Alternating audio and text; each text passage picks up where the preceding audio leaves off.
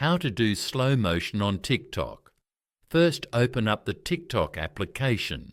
You will then be taken to this home page. Now, tap on the plus icon in the middle. TikTok will take you to the camera screen.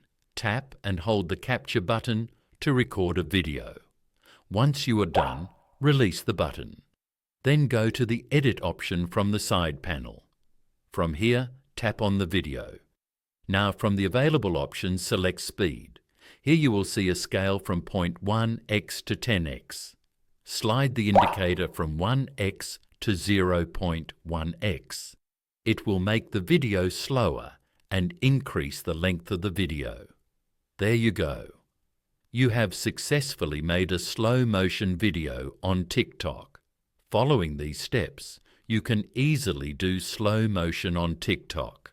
Thank you for watching. Please leave a like if this tutorial helped you, or leave a comment below if you have any questions related to the video.